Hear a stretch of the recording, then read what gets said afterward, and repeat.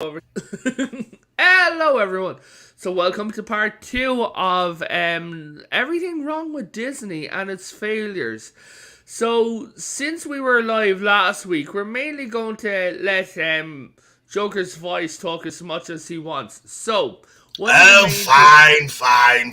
yes, but one of the main things that came out, well, that's really big today at the moment, is the closure of galactic cruises. The Star Cruise, as they called it, which was weirdly canon to Star Wars. I don't ask me how it was, but it was weirdly canon, and at the same time, it cost $6,000 a night. Or for the week, something like that. It cost you $6,000 to go on this goddamn bloody cruise. Okay. The review, yeah. May I? Of course. Okay. So the Galactic Star Cruiser, this Halcyon class starship, this is the product of Kathleen Kennedy's story group, which is why it is considered canon in the Disney era of Star Wars. It is up to $6,000 for a couple for not a week, for 44 hours. It's not even 2 full days. And it is a scheduled immersive experience. Excuse me, was. Okay, this was the concept of this. So there are actual planned events that if you went, you are to attend to get the full experience. So really, you're on a 44-hour LARP, and you can't leave. So if you're going to the Galactic Star Cruiser and you have a week's stay at Disney World, you can't jump out in the middle of your experience and go ride the Jungle Cruise and come back. No, this is you're basically a prisoner for 44 hours and cost you $6,000. What could possibly for this room? What could possibly go wrong? Seriously, bunk beds? Madre de Yeah. Dios. Just Yeah. like, yeah, how can Because anyone Couldn't under, fit in one of those. how can anyone Because- under the age of anyone above the age of 6 enjoy this? Like it's Because with rooms like that, I wonder how Kylo Ren was born, because there's enough room for one person in there, so there's no chance that Han and Leia fucked on that. They did it on the chessboard. That's Oh, possible. or on the floor at Oh. that point. Shit. Oh. yeah. So yeah. So this is, And you also have to bring up as well. Sorry, the No, we're- quality of the castmates. Oh God, the Oh, costuming, gosh. the costume. Those just look especially is she supposed to be a Chiss? Because I'm pretty sure Chiss don't look like that. No, Where's she's the red a new eye? race. They made her up, dude. It's fabricated. Oh, great. But Jack, you were saying? Yeah, just saying though. Yeah, no one under the above the age of 6 could ever really enjoy that room at all. So Joker, you were saying? Sorry. So the experience is completely set in the Disney era. So you get to interact with Rey and Kylo Ren. You get First Order stormtroopers showing up. I mean, there's Chewbacca, but that's it. There's no Han. There's no Leia. There's no Luke. There's nothing from any other era of Star Wars.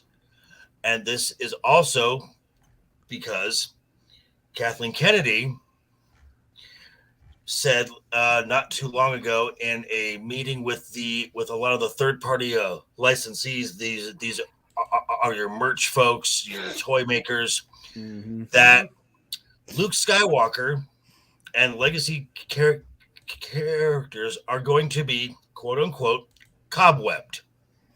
They are museum pieces. And if I may, is it any wonder that they're losing so much merchandising? Hasbro can't give these fucking new trilogy characters away in terms of merchandise. Just go to your Ollies and your Big Lots and you'll find that out firsthand. The local Target, there's nothing left but the new Star Wars crap. There's one thing that fans genuinely have been asking for from the Star Cruises that they are refusing to give away, and if they give it away, they'd be making money. Is those new lightsabers? Yeah, the actual the retractable. Yeah.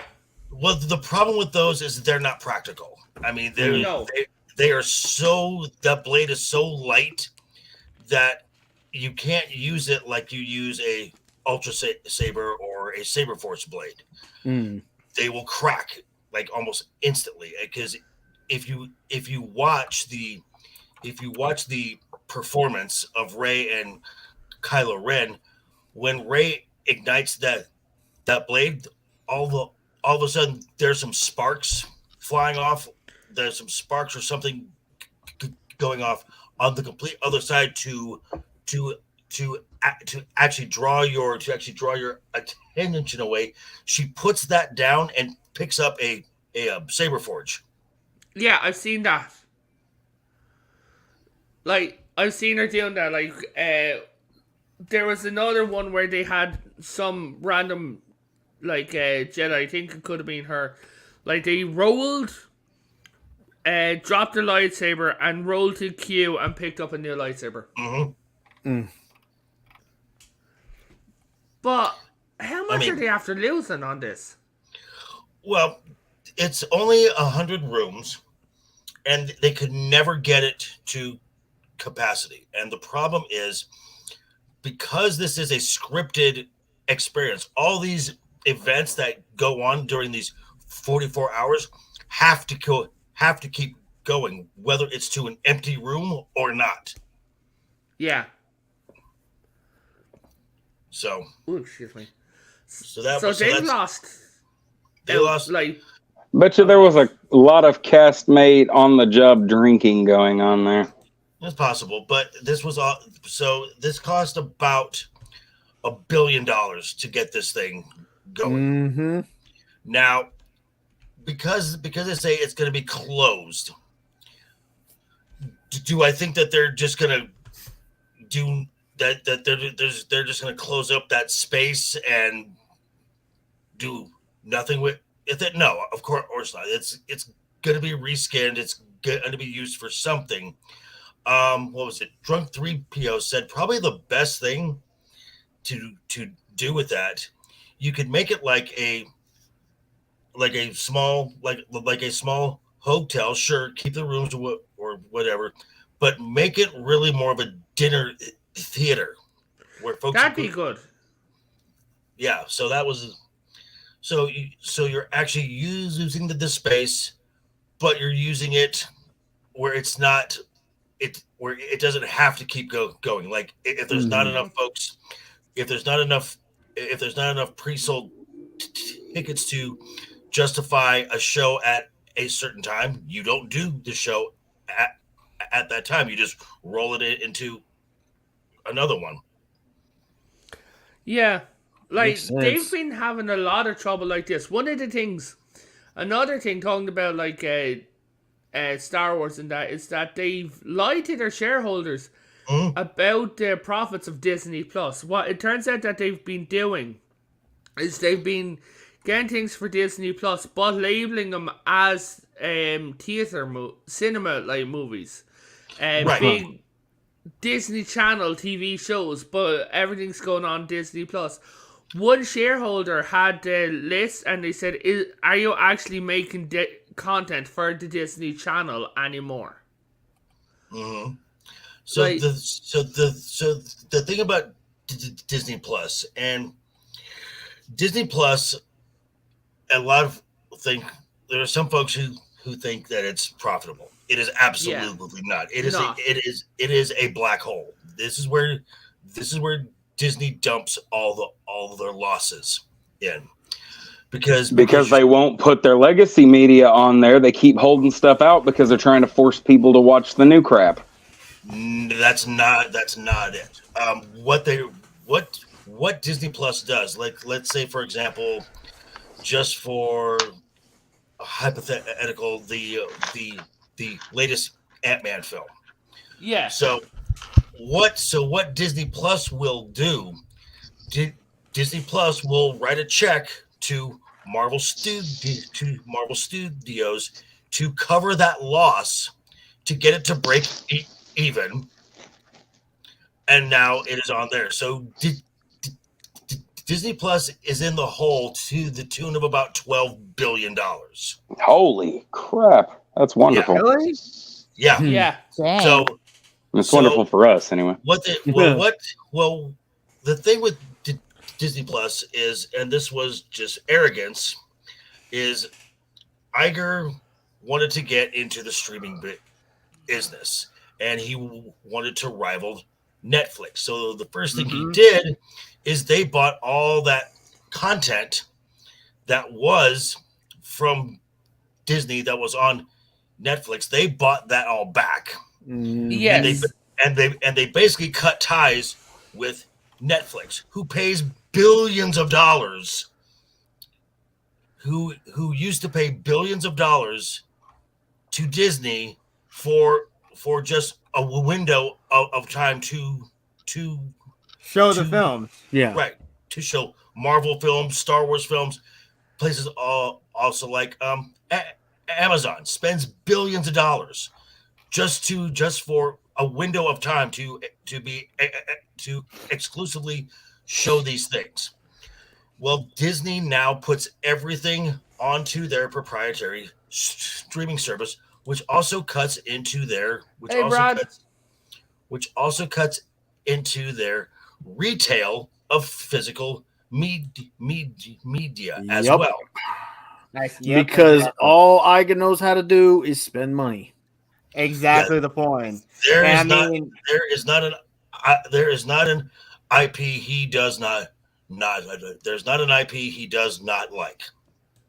Except that when it's Power Rangers or anything Saban produced, because he probably felt embarrassed. Because I think he acquired Power Rangers right under his tenure, I believe so. But I'm pretty sure he was, because he probably knew, he wanted to figure out how the heck he could have marketed this to girl. I mean, again, there already are female Rangers in Power Rangers as it is. You have at least one or two female characters the audience to identify with. Sorry. Okay, let's backtrack on that just a little bit, because Iger really didn't go this hard push left until he decided he wanted to run for president. Which, by the way, has swiftly bit him in the ass because now nobody wants him. Well, there's that,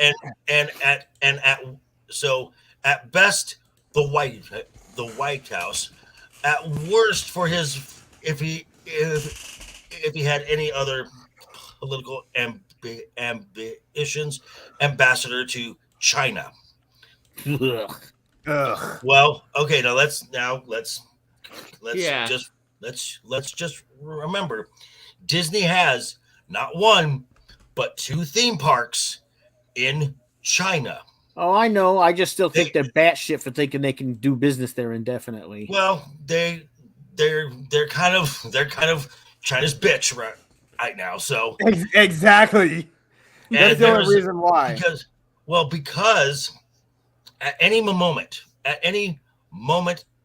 at all, the Chinese government, so Pooh Bear, could basically say, yeah, these parks are now mine, and all intellectual property they're within, and Disney can't do shit about it. They can seize those parks on a whim. So Disney has to keep them happy, and it also doesn't.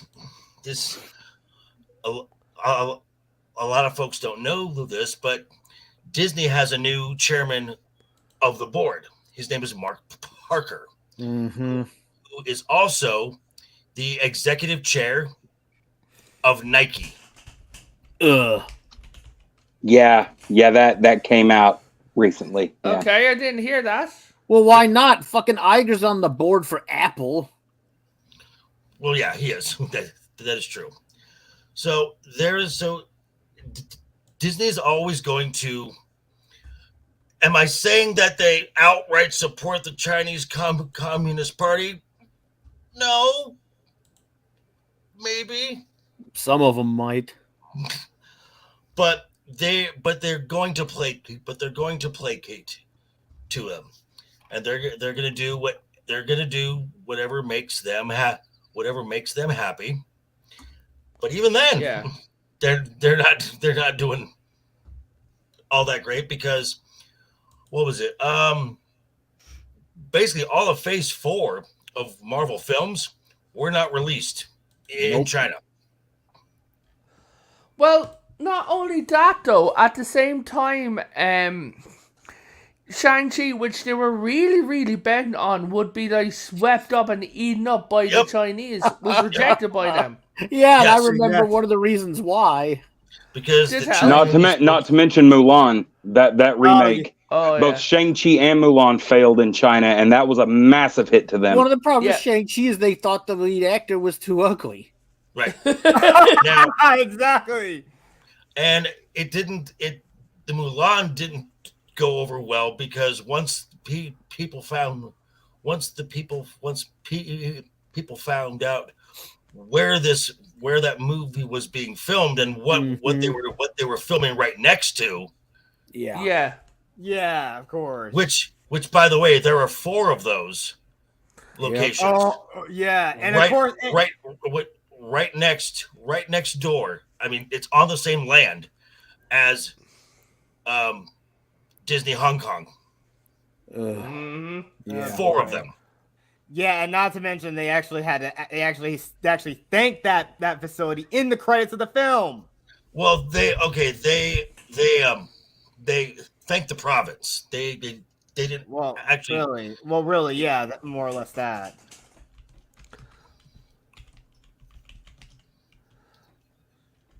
Excuse me.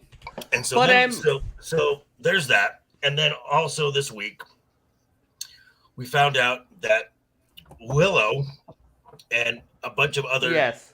Disney Plus. Okay, so I have some of the list here. There is Big Shot, The Mighty Ducks, Game Changers, The Mysterious Benedict Society, Diary of a Future President.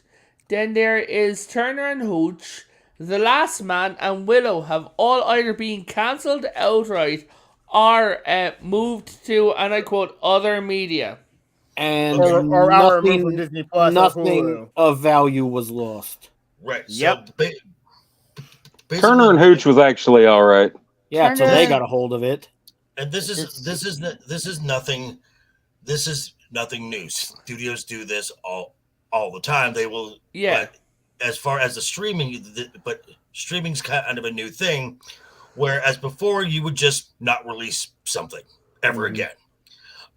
But these shows, and again, Willow, which was touted as being this triumphant thing. It was so inclusive and representative, and it reflected the world that we lived in a fantasy world. Not that it ever should have reflected that. Right. So this has more value to Disney as a tax write-off than content. And this is another problem with Disney Plus is these Lucasfilm and Marvel shows have feature film budgets. I mean, just for an example, an episode of Mandalorian costs $25 million per episode. To put that into That's at the baseline. Some of them cost more than that. to put that into context, the average cost of a episode of House of the Dragon, $20 million. Yeah. It's probably because they were using more practical sets compared to that screen stuff they use. So for Easton says shots. shows not made to entertain did not entertain. Who is surprised? EXG. Oh yeah, Anybody Yep, who wasn't paying exactly. attention. there is that as well. So, and then some of the reviews came out for Indiana Jones 5, which Oh yes. I don't know, Oh boy, this is which gonna be fun. I really don't know why Disney lifted the embargo that soon. Because this I thing honestly still, think it's got a bit of ego drive behind it. They really probably thought it was going to do much better. possibly, but at the same time, this thing is still a month out. A Yeah. month out. I mean, I would have held on to that for like at least another 2 weeks. Yeah. You would have, but you're not driven by ego. Let's face it. We're all here on Yeah. YouTube. We're all driven by some ego. No, you misunderstand me. I'm talking I about know. like, the level of ego it takes to push Hey, a product Machi. like this. Hello. Yeah. So and some of the reviews are basically saying, yeah, you should have stopped at 4 films. Yeah. So there was a image that Scott. Which I have to give props to my friends over at the Salty Nerd podcast, because Go check them out, guys. Because Matthew K. Adish, when this film was announced, they were a YouTube channel. They were around 1,100 subs, and then all of a sudden, Matt posted a tweet saying, "Here are some things wrong with this film. Steven Spielberg is not directing it. Steven Spielberg is not producing this. Kathleen Kennedy is." Mhm. And he listed like 3 other ones. All of a sudden, James Mangold went after him personally, and he showed himself to be very thin-skinned about this entire project. Oh yeah, Mangold's a trash fire. And Salty Nerd podcast was referred to as the Mangold Slayers. And since then they blew up. They went from barely 1,000 to like 5K in 2 months. But here's the thing about the current film, right? So okay, so indie getting bad Getting views. roasted. It's getting So fried. there was an image going around. Can I say something real quick? Of course.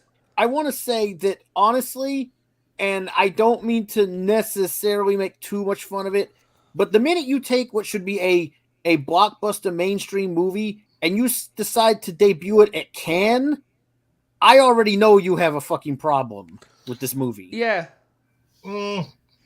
That's more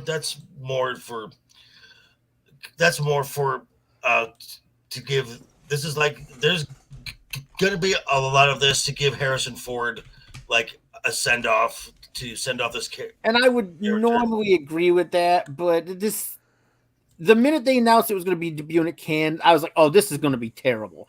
Because I can't imagine any other reason apart from trying to give, the big huzzah to Harrison Ford as the character. It just felt way, way too grandstandy. This is Kathleen Kennedy. That's my point. And the more she grandstands a product, the worse it is, though. These are the people that Kathleen Kennedy thinks she belongs in the same class as. But that's my point. Every time she's done this, it's actually been far worse than I expected it to be.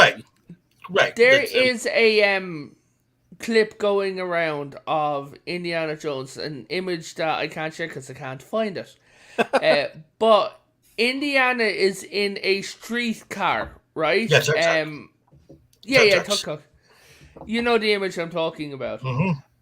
And he's saying, but I thought I don't give a shit. I'm just I know the one you're talking about. He said, but I fought the Nazis. And then the girl who is going with isn't even Phoebe looking Waller-Bridge. at him. Said, but you still stole from indigenous people. Like, fuck off. And that's one of the first things that everybody has seen that almost immediately turned everybody who hadn't even seen the movie against it. Because let's be realistic, Phoebe Waller-Bridge already has a terrible fucking reputation. Yep. Yeah. But the minute people heard she was connected to this project, people were already getting ready to turn their backs on it. The minute they heard she had a starring role in it, well, hold on. Yeah. The minute they heard she had a starring role in it, more people turned on it before release. But then all it took for the snowball to start rolling again was seeing that fucking screenshot. Yep. But have any of y'all seen the leaked scene, like the full scene? I saw it. I saw it the other day. Somebody had put it on Twitter, and I got to see it before they took it down. But the entire scene, she berates him, calls him, saying that she doesn't need a morality lesson from an aging grave robber. I mean, goes through the whole thing. She does roast him the entire time. Then he's driving like ye old Fast and the Furious, and she's the one who punches out like a massive, huge bad guy. Like just one hit, like socks him clear the fuck out. It is the most degrading crap I have ever seen in my life. Everybody, for all the people who bitched and moaned about the Crystal Skull, which I think was a substandard movie, but not a terrible movie like everybody says, he was still able to do most everything he needed to do, even in that movie. He was still Indiana Jones. And that's because that's the point. And that's because they had him acting opposite of Kate Blanchett, for fuck's sake. And from what I've heard is that Harrison gave his all, as his aging corpse could allow. Wow. Well, I mean, was he attacked by another airplane? No. The guy is 80 years old, and they have him doing a stunt where he's walking on a moving train. Yeah. The man's 80. Jesus fucking Christ. Now, this is something, and I know some folks, I know some pixie dusters who really think that this film is going to be successful. And I said, you're out of your mind. For one, 2 weeks after Indiana Jones is released, what comes out? No idea. Mission Impossible. Oh, shit. Oh, boy. So, there's that. So, you got Harrison Ford going up against Tom Cruise, who has been doing a masterful PR campaign. Steven Spielberg's opinion on that was very clear when he told him he saved cinema. I may not agree with the guy on a personal level, but I can't fault him for knowing when to pop up in these kind of fucking movies. And knowing exactly what to say to fans, to make fans want to put their asses in seats. Yep. Now, there's that. Second, and this is going to be the death nail. Okay. The production budget. Now, because this is the last Indiana Jones film, I can almost guarantee that just in marketing, they're going to spend about $200 million just in international marketing. And God only knows how much the production budget is. And another $100 million here. I actually have that number. Oh shit! Oh, do tell. $332 million total production budget. This film has to hit 1 billion global box office to break even. What the fuck? And we know better than that. And they put a broad in there who's worse than Brie fucking Larson. Who makes Brie Larson? Yeah, is trying to change her fucking. I was about to say that Brie Larson, in the meantime, is trying to fucking have an image overhaul, and this bitch she just posted a picture. There was that thing at Cannes where apparently, and RK Outpost because I saw that earlier because he simps for Brie. a little bit. Where she had a activist reporter was asking her about Johnny Depp's film, and she was like, "Why are you asking me? If I see it, I see it. I don't." I found it hilarious that she had a perfect opportunity to push her Me Too feminist shit, and she completely avoided it. Oh, yeah. Oh, here, I don't think she's part of that anymore. Yeah, But she's trying not to be the bad guy anymore. But the best thing was Johnny Depp's reaction when after his film got a 7-minute standing ovation. Nice. Which all Cannes films that's just how they end the film. But it's like around 3 to 5 normally. This was 7, and it was loud. It was loud. Where somebody asked, "Well, how does it feel to be back?" And Johnny's like, "I never left.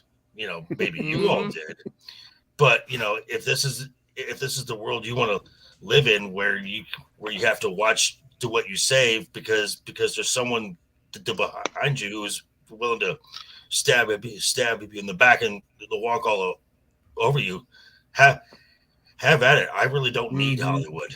And I'm like, God damn. Yeah, I heard about that one too. Like Brie Larson is on the set of the new Fast and the Furious movie, having a pizza for everyone, and I'm just looking like. What's been blowing my mind is in a lot of her recent pictures, I've been seeing her at least attempting to actually smile. Really, pizza, not tacos. And she's also not showing her feet. Thank God. but at the same time, this is weird. I've seen her speaking out against literal wokeness in Hollywood. I'm like, bitch. Well, what the fuck? Well, because you've got Hollywood legends now. You've got Richard Dreyfuss saying stop this shit. You got Tom Hanks saying stop this shit. You got Steven Spielberg. You got Tom Cruise. This is the Brie just basically just checked the wind and like, okay, now we're going to this way. Okay, cool. Well, and talking about Tom Cruise just for a second, there was everybody back during it was post-pandemic. He there was that real rant. Yeah, that big rant. People misunderstood that rant. He wasn't yelling at the guy because he believed on a fundamental level that everybody needed to be masked up. What he was yelling at the guy about was that these are the standards they're holding us to, and if you don't do this, you could ruin everything for us. All he was saying was that these are the rules we have to play by right now. I need you to follow them, and I need you to be happy while doing it. And people freaked the hell out at him. That's just realism. I mean, that's realistic. That's realism. Right. And what Tom Cruise also did is they were going to release this film during the pandemic time, the lockdown. And Tom was like, "No, do not. You wait until theaters are open and actually seating guests again at capacity." So they waited, and they waited for almost 2 years. And look what happened. I mean, now, am I saying that Top Gun Maverick is the greatest piece of the movie making ever made? God, no. It is basically just Top Gun. No. All so, over guys, talking about the memes are already going up. Someone done this. That's Halloween. That's hilarious. And nice. For anyone who's like, everyone's simping over, all the women simping over Pedro Pascal, just letting you know what type of movie he's in. I heard about that dumb shit quite a while ago. Yeah, it's honestly, same thing people say about Harry Styles. I'm going to sound like a bastard Saints, but I don't care because I hate this fucker. Nah. This is honestly what I kind of expected from him from the start. Yep. You okay? Yeah. Life is good, but it can be better. I have to take I have to. Yeah. Go ahead, man. No, I don't know anything about what Pedro Pascal's doing. Tell me. That's a movie about gay cowboys, man. So Do they're you want basically us doing. to- They're remaking Brokeback Mountain? I don't know if they're remaking it or just doing another one like They're it. doing another Oh, one Lord. like it. Oh, But yeah, guys, you're not But breaking any those barriers. with all the bullshit that Pascal spews on Twitter like vomit from a drunken motherfucker, this is exactly the kind of crap I expected he should be doing. But here's the thing. Don't put down drunken motherfuckers like that. Hey, some people shouldn't drink. Sorry to offend you, Bubba. Yeah, but again, it's like again, girls are simping over like. Sorry. Go ahead. Yeah, but here's the thing. One of the things that, like, a lot of the things that are coming out is Disney as a company are lying to their shareholders, which means that Bob Iger is okaying the lies to the shareholders. So I believe myself that now, Jet Sparks, you can chime in on this because you haven't really said a lot, right? Yeah. I know. Like I said, when you said, no, go ahead. Can basically, I think we're seeing the end of Iger's career. What do you think, Jet? It's hard to say though. Again, he was. I really think we're going back to what Midnight Edge probably said. Maybe in some small way he was playing 4D chess because he was trying to set Chapek up to be the fall guy for everything, and he could just snake his way back into the position of CEO. Just so we can just try to bring everything back to profitability. But he's still caught. But he's the one that effectively caused all the problems, and now they're just catching up with them. Well, the problem is, I think, with the timing he decided to come back with, a lot of his shit was still in effect. Yeah, Chapek was already taking the blame for a good chunk of it, but it came back as it was going to inevitably. How much of those decisions were his? Because the minute he came back, he immediately started trying to pick up where he left off with the company doing the same shit. Holy fuck, what was that? Sorry, my microphone decided to commit seppuku. Hey, you know what? But Raquel, what do you think of this? Of what's going on? Well, let's see. I guess Disney's dealing with what you sow. Yeah. Yo, Mr. Nobody! Literal mic drop. My mic committed seppuku. Like, it didn't just drop, guys. It jumped off the bloody desk. Like, and I had to go underneath my desk to find it. It's like, fuck this shit, I'm out. Yo, Pacific, good to see you, man. Hello. All right. Hey, man, what's up? Yes. Pacific in the house. But, this is interesting. This is on IGN. Disney apparently has finished Alien vs Predator anime series that's 10 episodes Alien, long. No. It's even worse than that. Right? Disney has completed an Alien vs Predator show and will never release it. They're not That's going what to it release says. it. Yeah. What's up, Mike? I'm going to be this guy. Is keeping the series under lock and key. Given what I've seen them do so far, I'm glad. I will feel blessed if that's never released. Okay, so yeah. So, what was your opinion of Prey? I didn't see it, but I just didn't really care. I didn't see it because I didn't care, and I thought the premise was shit. Prey was ho hum. Yeah, there you go. That's the best Disney's been able to manage with any of the Fox properties. Now, keep in mind they haven't really done anything with a lot of the Fox properties yet, and they spent $71 billion to acquire this. Now, according to Mexican Iron Man, now as I said previously, Disney Plus is in the hole $12 billion. Yes. According to Mexican Iron Man, Peacock and HBO Max are just about ready to start turning profit. Actually, talking about HBO Max, so there's over in Ireland, UK, Max now, yeah, and in Europe, Discovery Plus and HBO Max are merging, which will give them more of a boost. Right. So this is why Disney is this is one of the reasons that they're going to shell out billions of dollars to buy out Comcast's share of Hulu to boost their subscriber base. And plus they're also contractually obligated. Yeah, they kind of stabbed themselves in the foot on that one. True. Yeah.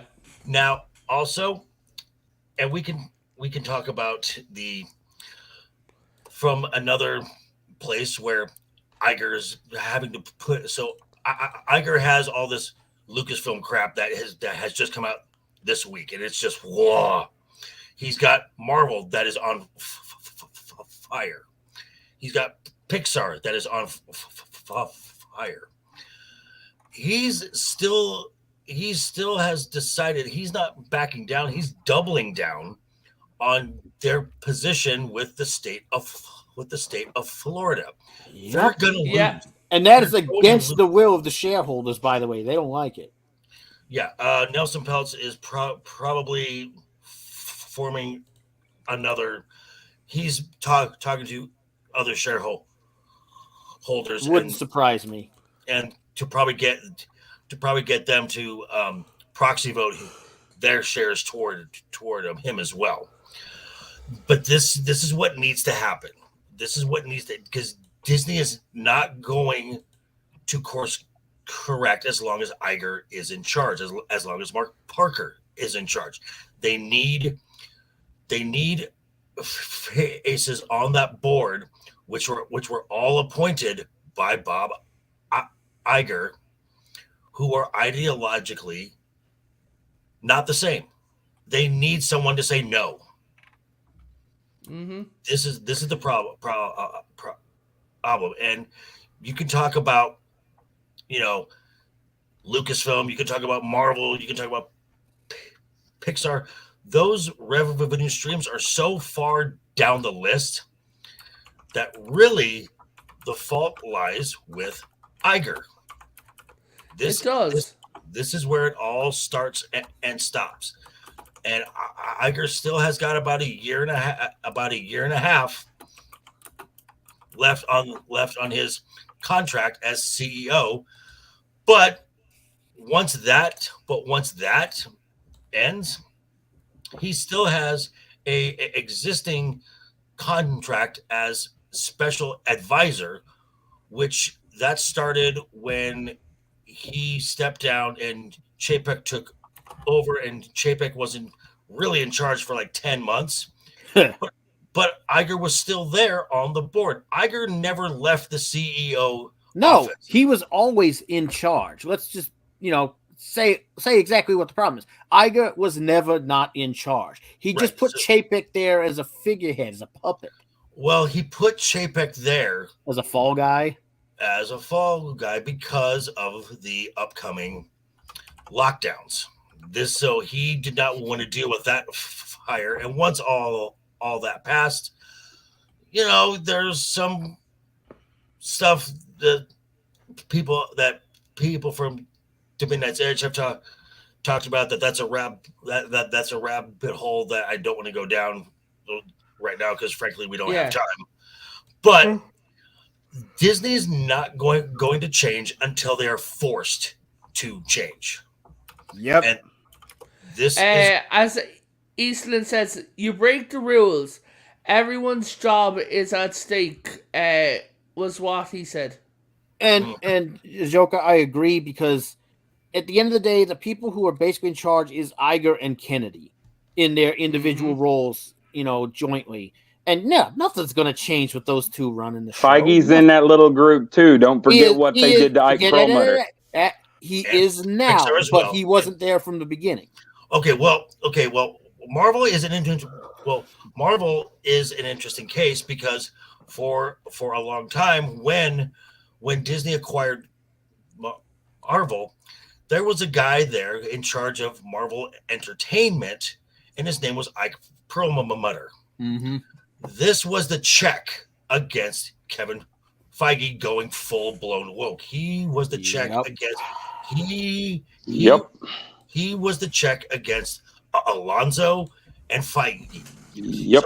So in 2015, they removed him from any creative input, and luckily, most most of Phase 3 had already been written at that point, because they were releasing Civil War, and when they were filming Civil War, they were writing Infinity War and had already started concept for Endgame. So Yeah. A lot of the stuff was already in the works. But someone pointed out that, and you're like, oh my god, they said back before they, as they're calling them now, the dark times of Marvel, you'd get 2 movies a year. Even the fillers had an overriding plot that still encompassed the bigger plot. Whilst now you got 5 to 6 projects a year, and where the entire overarching plot is mangled and garbled. And well, we're the meant to problem be with that is, is the shows have now become required watching for the films, and that should be the yes. other the way around. This interconnectivity works for TV. It worked with Marvel for phases 1, 2, and and 3. But when you try Yes. to combine them, if you've never watched a Marvel show on Disney Plus, if you go see the Marvels, you're going to you're going to be who's this and who is this? Okay, let me point this out. Favre has never seen a Disney show, right? Favre, who are the other two other than Captain Marvel, right? I know who Monica Rambeau is, but they completely fucked her character over.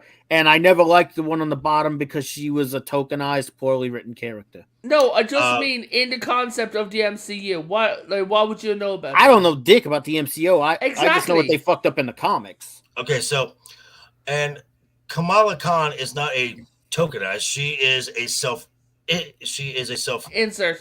Okay, well, technically, Usana Amanat, that's also true. I'd say both. Yeah. Right. So this is going. I mean, if you never watched any of the Disney Plus shows, the basic arching story of Doctor Strange and the multiverse of meh. You have no idea what that is.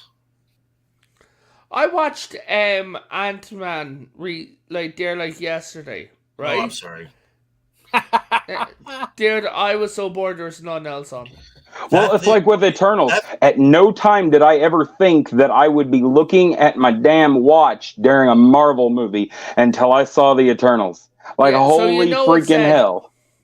For the simple price of a bullet a day, you can make Disney go away.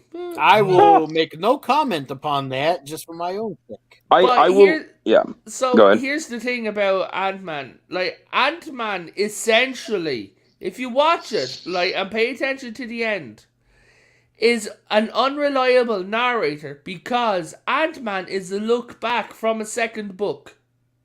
I'm not really sure I want to watch that. I really no, it's not about that. I don't really think I could take very extreme close-ups of Ant-Man, the ants and everyday objects like that. Oh no, it's not like that.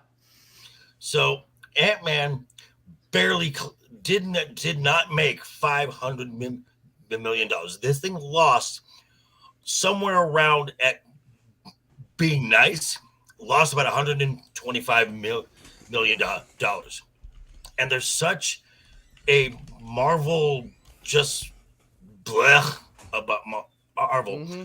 A film that should have been a slam dunk to make $1 billion should have been Guardians of the Galaxy Volume 3, a good film, is not going to reach profit. No. If you recall, I think Stan Lee, was really excited about, doing, an Ant-Man movie coming out. Mm-hmm. And, well, I'm just you didn't really get to see it. I don't think. Wow.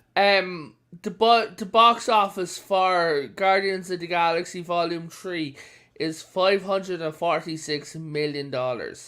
And it's going and now it's going up against Fast 10. Yeah. Yeah, Which has a lot of people looking forward to it. Which, and speaking of, Mhm. and as you mentioned, the Marvels. Yeah. That film has been set to die. Has absolutely been set to die. That film will do worse than Ant-Man did, because it has no time in the box office to breathe. Nope. Because the week before, the very previous week, Marvels comes out on the 10th of November. On the 3rd of November, Dune Part 2 gets released. Oh, yeah, bye. You lost just on that alone. Well, then, the very next week, November 17th, Ballad of Songbirds and Serpents, the prequel to The Hunger Games, is released. Yeah. I can say I'm not going to be spending any time in a movie theater the next few months. Well, but that's the thing, though. As bad as the film was, any chance that the Hellboy remake would have had was completely thrown out the window when they released it a week after Shazam and a week before Endgame. Mm-hmm. And it's the same basic principle. When you smother your releases like that, there's no other conclusion except for they're doing it on purpose. Well, yeah, and because Disney knows when the other studios are releasing their products. They absolutely know. Well, let's face it, Disney may actually be the other studios at the same time. No, not in those cases. No. But I mean, in some other cases, they've buried films from their own studios before by releasing at the same time. Right. Yeah. You expect it, these films to do well. It's Marvel. A good example is Alita Battle Angel. They tried to coincide that with the release of that Captain Marvel movie because they wanted Captain Marvel to overshadow it because of social politics. Now, I said, Stan Lee was very excited about the Ant-Man movie, coming into reality, and it didn't do well. Some of these Marvel movies are not doing well. No. At all because of poor writing, propaganda reasons, and the issue of quantity, not quality, with these Marvel films. Correct. Now, the first Captain Marvel film, to its credit, it did hit $1.1 billion. Okay. Because they lied to the audience and made us think you had to see it to understand Endgame. Well, that's part of it anyway. They could have put Ant-Man 2 in that spot, and that would have been what made the $1 billion. It just depended. That was literally placement that made that money. Well, yes, because they teased her in the post-credit scene of Infinity War. Then they released it, and then there's Endgame. So you have a film that is sandwiched in between two of the biggest, most anticipated sequels of all time. It had nowhere to go but up. Mm-hmm. But here's the thing: at the same time, they're not making anything that people are genuinely looking forward to. I remember back in the day, people used to be like, "Oh my god!" Even at Comic-Cons, right? That I have noticed, no one is dressing anymore except for the 501st and the organizations of cosplayers. No one is dressing as the characters. Even a load of the girls that I know would go to be going to Comic-Con don't want to dress as Marvel characters. One of them has even said that she wouldn't dress as a Marvel character because she's not feminine. Right? Well, and that's the thing. I was Mr. Midnight Release. Like I would go right up. I mean, Iron Man 3. I was out there at midnight the night it released. Like everybody bitched about that movie, and I still love that movie. And to this day, I don't hate that movie. But the thing is that when you look at it, I absolutely loved this stuff. I loved it almost as much as I loved sitting and reading the comics because they were building something. They were building a universe that, if you watched all the, you didn't have to, but if you watched all 12 of the television shows, if you watched all the one-shots that you could only see if you watched the Blu-ray, special releases and stuff, I had seen absolutely everything. I had consumed every bit from Freeform to Hulu to the Inhuman series that nobody liked. Like I saw it all. And so and I was still excited. And that's the thing. After Endgame, I even said it then. I said, this is the end of an era. Things are about to change. A lot of people laughed at me. A lot of people scorned me for saying that. But then you said it to me back when we started first meeting. Like we were talking about it, and you're like, gonna sound like probably a terrible person with an unpopular opinion here. You are a terrible person. Well, fuck you too. But I'm gonna make my point anyway. My brother and I basically said collectively to our friends that both Disney and Marvel era was coming to a slow end the minute Disney fucking bought them. Yeah. Yeah. Well, and that's because at first they didn't do so bad. Go ahead, Potato. Sorry. No, I'm just gonna say, Joker. You want to say last thing before we start chilling? Is Disney gonna die? No. They have too many revenue streams that bring in just shit tons of cash. But are they the king of theme parks anymore? No. Universal is gonna take a big chunk out of that with Epic Universe. Are they the king of family and Mario? Right. Are they the king of family entertainment anymore? No. Universal is now. Disney will be, because of decisions that Universal has made to course correct. The Warner Brothers has made decisions to course correct. Disney will be the last person to this party, even if they ever show up. They are going to have to be forced, absolutely forced, kicking and screaming to course correct. Correct. Yeah. So the question remains: is Disney going to continue to going down this path, or are they going to change? Of course they gears? will, unless Iger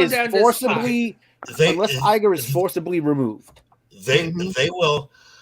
They are going to continue down this path until there is change at the top, and this is going to have to come from the shareholder. If you'll permit me a quote, and it's ironic that it comes from Richard Dreyfuss in light of recent events, you are going to continue ignoring this particular problem until it swims up and bites you on the ass. Yeah, correct. Well, but that's the thing. Oh, go ahead. No, go ahead. After Bubba, we're going to start chilling. So just the slight anecdotal evidence here that Disney is in way worse trouble than they think they are. My fiance's aunt is an old left-leaning Navy veteran lesbian, and she cannot stand the She-Hulk series. She is their target demographic, and forget getting her there. They couldn't keep her there. She cannot stand that series. They are up the creek. This is really, really bad for them. But what I was saying earlier, though, I was like, and I'll tell you, back in the day, I took everything for granted. I did not believe that there could be a bad Star Wars movie. I did not believe there could be a bad Marvel movie until I saw one after the other, The Last Jedi, followed by Captain Marvel. Those were, and the thing is that since then, I have been absolutely leery about anything that has a legacy property name on it. Why did you do that to yourself, by the way? Okay, remember what I told you just a second ago about being naive and taking everything for granted? Anyway, but that's what I'm saying. I was Mr. Fanboy, but then when I realized that the tone has become completely about lecturing people like me. I am about to be 32 years old. I am past their current target demographic, but I'm not quite the age group for their past target demographic. I am a part of the generation that they wish didn't exist. And the thing is that when it comes down to it, they cannot, they can't say that they're going anywhere good, because I have, and I'll tell you this, the last Disney movie I went to go see in theaters was Multiverse of Madness, and I was sorely disappointed. But I let my hopes get up because the 2 Spider-Man movies were okay, one right after the other. So I went to go see Multiverse of Madness. And then I saw everything that was going on. I saw some of the television shows. I saw Captain America, Winter Soldier, and all that. It was the Falcon Winter Soldier series. I saw what they were doing in the series, and I just gave up. I have not, to this day, I have not seen Love and Thunder. I have not seen. No one has. I have not seen Black Panther. Yeah, I have not seen Black Panther 2. I have not seen. I have not seen Ant-Man. I have not even bothered to go. Because I did. The last Marvel movie that I saw when it was new was last Halloween when they released Werewolf by Night, and that told me everything I needed to know. I say this all the time. The shit they do right makes everything else look that much worse, because they are doing it on purpose. They know what fans want. They know how to appease us. They know how to get money from us. They do not want us. Everything they have done is to lash out at fans like you and me. This is all to take our heads. They do not want us there, and they cannot scream it any louder in our faces. Anyway, I'm done.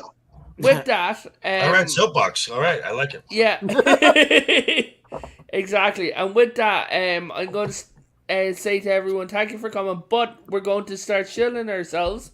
The guys are going to just shill themselves, starting with Joker, and then we'll move over the fire, go down Jet Sparks, and go that direction. Okay? Yeah. All righty, fine. Start with me. That's great.